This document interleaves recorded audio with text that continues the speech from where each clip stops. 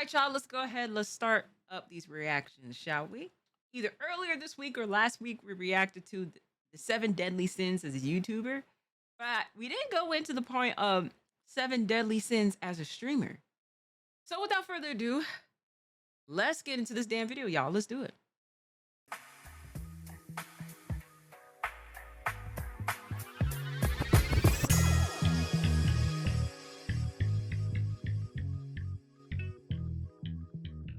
Streamers that perfectly represent the 7 deadly sins, and we'll be talking about all of them starting with pride. Common synonyms for the sin of pride are egotism, conceit, vanity, and narcissism. All of these words are perfect descriptors for the sad situation of the streamer Neon. Neon, whose real name is Rangesh Mutama, created his YouTube channel on May 6, 2016. His channel originally focused on gaming content around the NBA 2K series. Watching his early videos, it's clear that Neon was a normal kid who had a real passion for creating content, as he posted almost daily during the beginning of his channel. But this consistency still wasn't enough to make him stand out, so he switched from making videos to streaming. This switch to streaming, along with the release of Fortnite, took Neon's live viewers from single digits all the way to the low hundreds. But this increased viewership apparently didn't satisfy Neon's prideful desires, as in December 2019 he posted a series of 4 videos that would be a stain on his online reputation forever. The series began with Neon's brother talking about how Neon was in the hospital in critical condition. Neon reiterated this point in the following video, saying he was about to enter surgery in which he would most likely not survive. The series concluded with a video titled "He's Gone," which seemed to imply that Neon had passed away. Then, after a dozen best moments videos were posted on his channel, Neon posted a new video alleging he had miraculously survived. At the time, this seemed like concerning news, but when you consider that Neon is obviously not in critical condition or even in a hospital in any of the videos he posted during the ordeal, it becomes clear this was just a publicity stunt. From this point on, Neon would slowly but surely continue to ramp up his clout chasing stunts and the level of his own arrogance. More recently, he faced himself getting jumped twice, all to feed his never-ending desire for relevancy. In terms of internet success, Neon's sin is actually propelling him to stardom. This is definitely not the case for our candidate for Lust, whose sin caused him to leave the internet and never come back.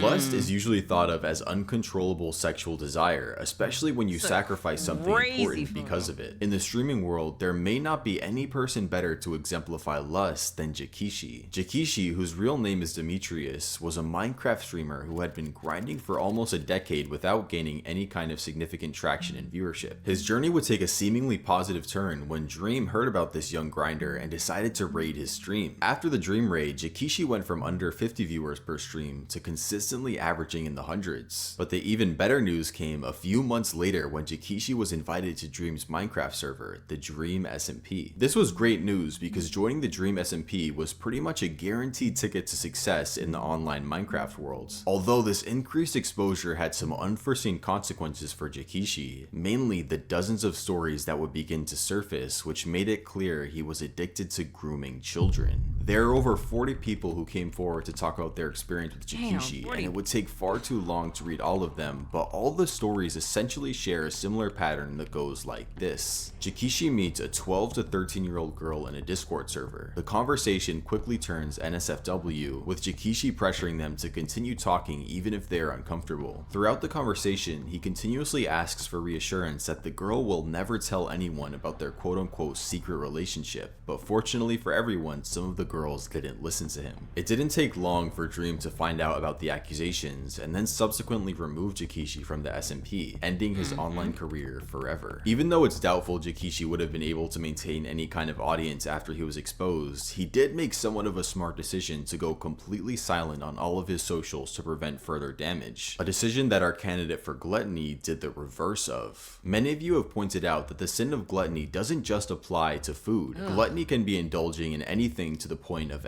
I literally just got sick looking at that.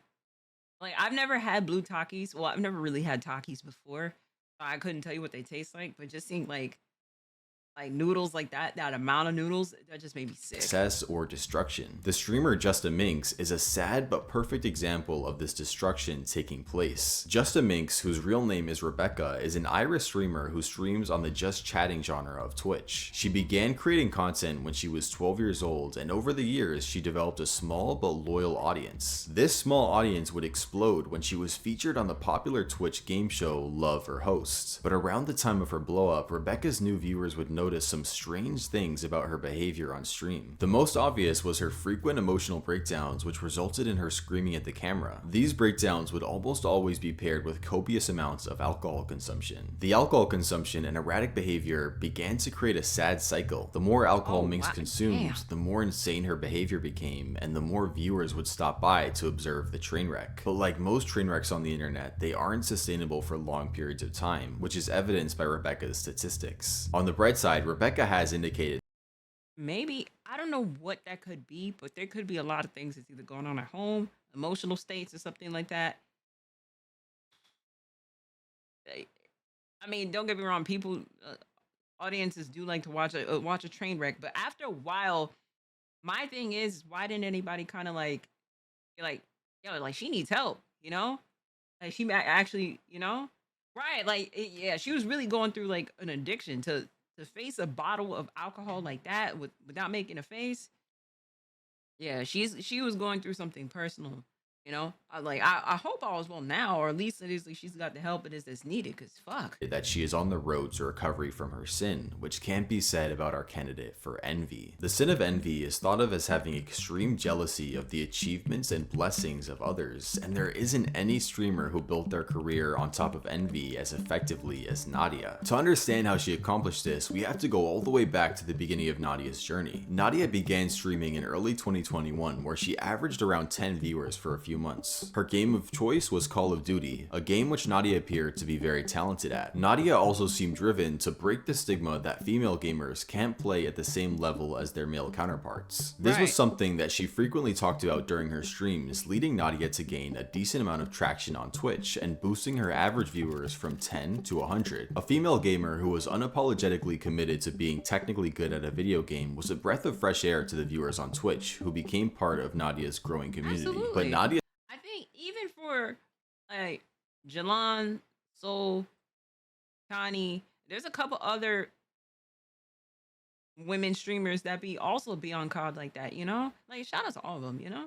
I His like the mission would representation. also prove to be a double-edged sword because her arrogant attitude about being a quote-unquote girl player who was better than the guys led people on the internet to examine her gameplay and find some very suspicious activity. There were multiple moments where her crosshair unnaturally snapped onto her enemies in ways that wouldn't be physically possible with human reaction times. For example, there's a moment where she sees an enemy parachuting in from above and locks onto an enemy that wasn't even visible on screen. Nadia has pretty ineffectively tried to defend herself from these cheating allegations, claiming any discrepancy found in her gameplay is just a glitch. Nadia has also taken the bizarre approach of saying that criticism levied against her is sexism because men don't like that a girl is better than they are at their favorite game. Even though Nadia's public image is pretty much decimated, her average Twitch viewers are only on the uptrend, which may be proof that tapping into a sin like envy can actually be beneficial for your online career. Despite her incinerated image, with all of Nadia's income sources, we can confidently say she brings home a lot of profit at the end of the day, which is the complete opposite of our candidate for wrath. Wrath is defined as uncontrollable anger, and there is no streamer that represents uncontrollable anger better than Bossman Jack, whose real name is Austin Peterson. Austin is different from our previous wrath candidates in a pretty significant way. His wrath is driven by a sad and crippling addiction,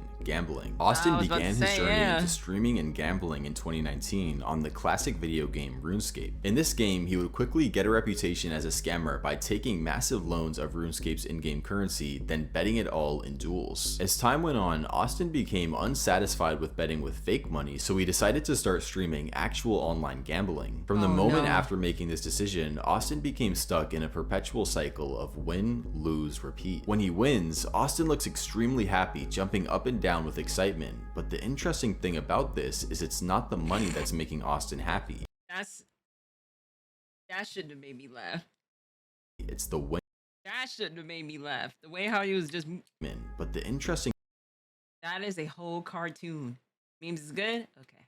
thing about this is it's not the money that's making Austin happy, it's the winning itself. The evidence for this is that Austin will never just end his stream after winning, he always continues until he's back to zero. The next stage in the cycle is lose. The losing stage is marked by some of the most intense wrath I have ever seen from a content creator on the internet. Austin will make holes in his wall, destroy his door, and even physically harm himself after losing. The especially sad thing about this situation is the fact that his viewers enjoy these rage sessions, creating a horrible cycle of incentivizing Austin's sin to increase his viewership. With everything we know about Austin, it's clear he definitely isn't a savvy creator by any means. So while his mistakes are significant, they are also understandable. Our next candidate is extremely savvy, which makes her sin completely baffling. Greed is thought of as the intense and selfish. May I add, is Miss Pokimane is leaving Twitch. She made that announcement, and even Twitch commented underneath the post and saying it is, hey, listen, you always have a home here.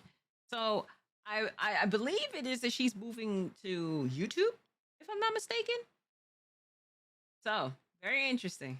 Desire for more than necessary. Our candidate for greed is unlike the other streamers on this list because she's kept up a perfect image, but her desire for more led her to make a foolish business decision that may have potentially destroyed her viewers' trust forever. Pokimane, one of the most popular streamers on the internet, saw the success of other influencer products like Feastables, Prime, and Kylie Cosmetics. Having a large audience of her own, she decided to create her own consumer packaged goods product, which led her to launching Mina Cookies, a company that provided a supposedly healthier alternative to mainstream cookie brands. Everything seemed like it was going according to plan until the price of her cookies were revealed at $7 for a small bag. This price isn't as crazy as you may think, because there are plenty of premium healthy cookies on the market which cost a similar amount. What the internet discovered is that these supposedly premium cookies were a white labeled copy of nearly identical cookies with a 225% markup on the price. The only difference between the recipe of Pokimane's cookies and the other ones is an insignificant amount of vitamin D. The drama likely would have died, but Pokimane made the terrible decision of insulting the section of her audience that couldn't afford her cookies.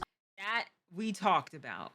We had a conversation speaking about this with one of Charlie's vids. Shout out to him.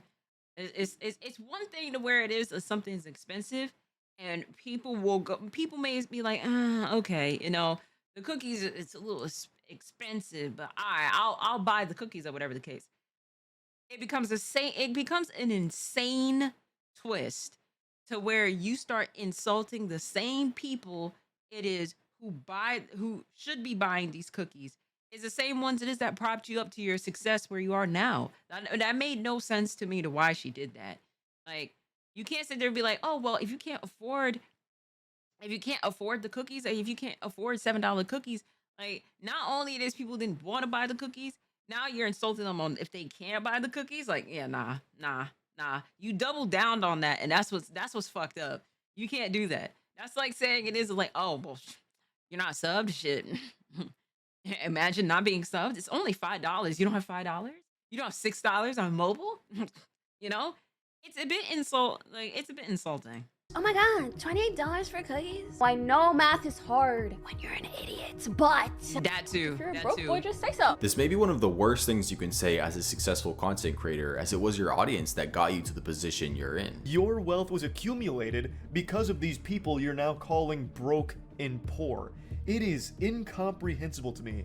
You were made from these people that you are now shaming. Sure was. Despite her massive business failure, Pokimane's net worth is still in excess of 20 million, which shows it doesn't matter how rich you are, you can always fall back into sin. Our next candidate proves this even more with a net worth exceeding even that of Pokimane, falling into a sin which seems to be especially dangerous to those with success. Sloth is thought of as extreme laziness. It's one of the only sins that is based on omission rather than action. This video's candidate for Sloth is unique in that his laziness not only hurts himself and his own image, but also hurts other content creators as well by essentially stealing from them. This candidate is XQC, or Felix. Felix is what you would call a react streamer, or someone who creates content by watching other people's content live on stream, clips themselves watching it, and then monetizes it on YouTube. Now, of course, there are a lot of react streamers, but what makes Felix stand out as particularly slothful is the fact that he offers so little additional content during his reactions. 95% of the time, he just simply watches the content, and the other 5% of the time, he laughs or says a small descriptive comment. In some particularly egregious cases, he will play a video, then leave the room, allow the video to play, and then come back when it's almost finished, and still monetize the content on YouTube. In the Hey,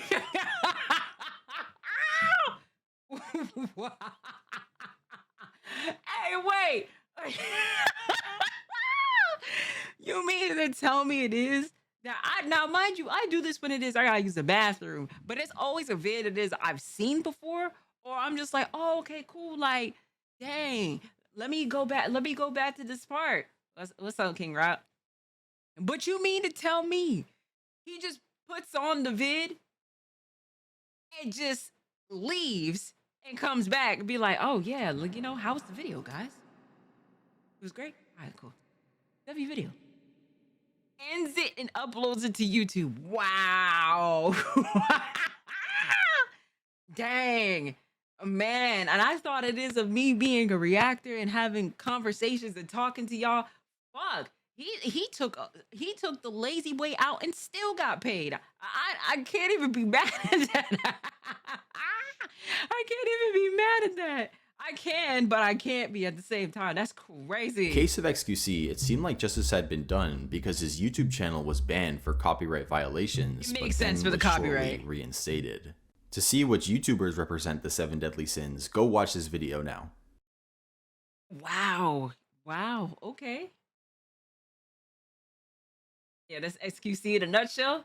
He knows he's still gonna make money regardless. That shit is crazy. Just like, all right, y'all. I'm gonna go like make some food or something. 15 minutes later, just like, oh yeah, how was the video, guys? Oh, it's cool. All right, for sure. Yeah, that is copyright infringement for sure. But all right, y'all, listen. Shout outs to Audible again. The 7 deadly sins as a streamer.